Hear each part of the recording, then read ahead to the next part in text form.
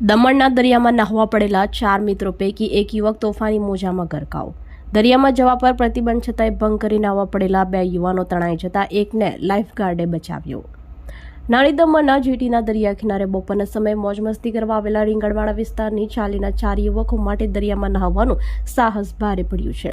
આ 4 યુવકો પ્રતિબંધ હોવા છતાંય દરિયામાં નહાવા પડ્યા હતા ત્યારે તોફાની અને ઉછળતા મોજા 2 યુવકોને અંદર સુધી ખેંચી ગયા હતા, જેમાં બીચ ઉપર તૈનાત લાઈફગાર્ડની સતર્કતાથી એક યુવકનો આ બાદ બચાવ થયો હતો, પરંતુ મૂળ બિહારના ગયા જિલ્લાનો અને હાલ દમણમાં રહેતો આકાશકુમાર નામનો યુવક દરિયાના પ્રચંડ મોજામાં ગરકાવ થઈ જતા તેનો કોઈ અતોપતો લાગ્યો ન હતો।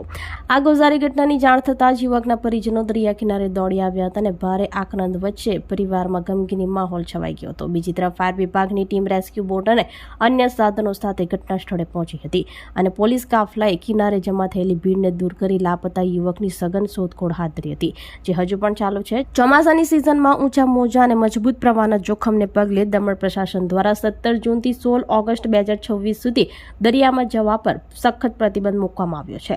તેમ છતાં અનેક પ્રવાસીઓ નિયમોને નેવે મૂકીને જીવના જોખમે દરિયામાં જવાની મૂર્ખામી કરી રહ્યા છે।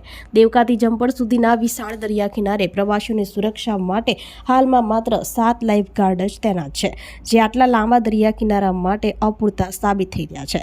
ત્યારે સહેલાણીઓએ જાતે જ નિયમોનું ચુસ્ત પાલન કરી પોલીસ અને બીચ લાઈફગાર્ડને સહકાર આપવો જરૂરી બન્યો છે, જેથી ભવિષ્યમાં આવી જીવલેણ દુર્ઘટનાઓ નિવારી શકાય।